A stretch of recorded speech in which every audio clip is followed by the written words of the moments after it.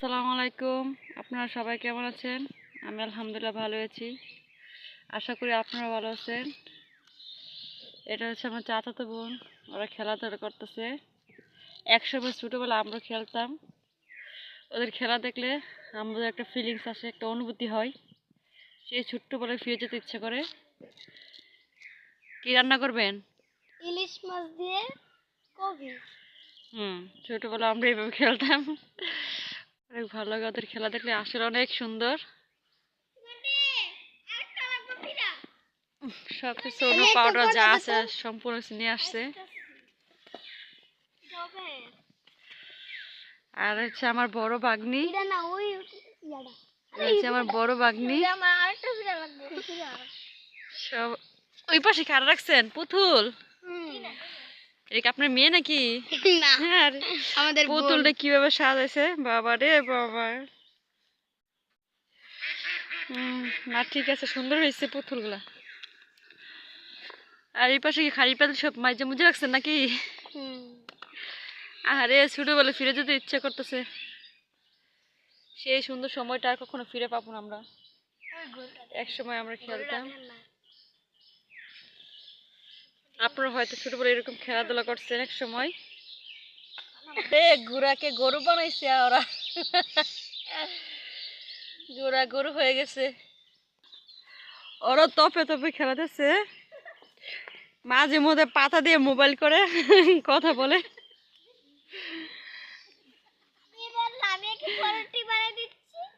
ওরা পাতা দিয়ে পরোটা বানাইতেছে মাটি দিয়ে। এটা কি তেল? ওরে আল্লাহ রে, দেখেন পরোটা বানাই। পানি দিচ্ছি, পানি। আপনারা যে যেখানে আছেন সবাই আমাকে সাপোর্ট করবেন, সবাই আমার পাশে থাকবেন আশা করি। আমার দেশে এবং বিদেশে সবাইকে আমি আমার সালাম জানাই।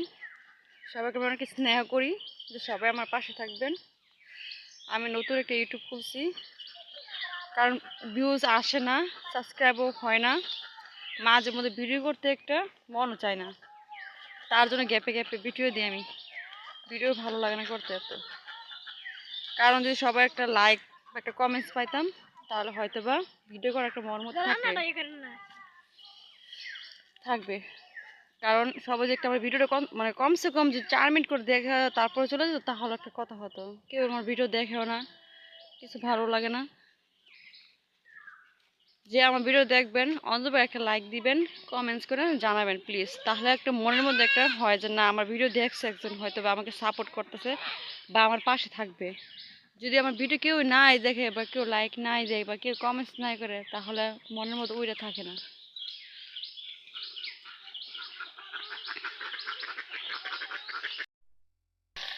আজকে রান্না করব ফুলকপি দিয়ে, নতুন আলু দিয়ে। আগে ফুলকপিগুলা ভেজে নিতেছি।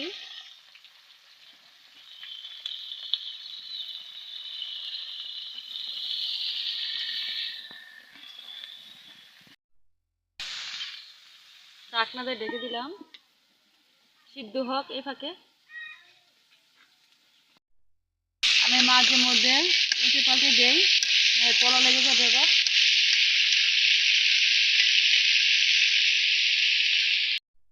আমি মাছ দিয়ে মোলাদা রান্না করব, তার জন্য আমি 3টা মাছ দিয়ে দিলাম। বাটা মাছ, মরিচের গুঁড়া, হলুদের গুঁড়া, জিরের গুঁড়া দিয়ে দিলাম, লবণ, রসুন বাটা দিয়ে দিলাম। আমি দিয়ে এখন বসাই দেব।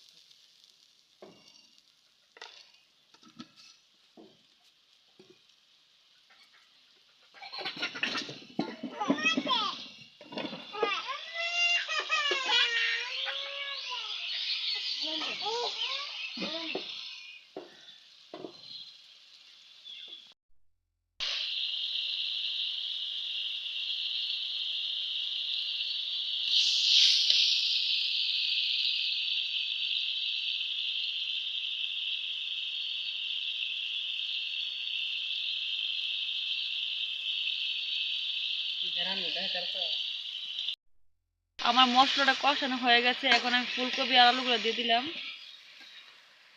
যারা আমার চ্যানেলটা এখনো সাবস্ক্রাইব করেন নাই, আমার চ্যানেলটা সাবস্ক্রাইব করবেন, ছোট্ট একটা লাইক দিবেন, কমেন্টস করবেন, আর সবসময় পাশে থাকবেন, আর সবার সাথে শেয়ার করবেন।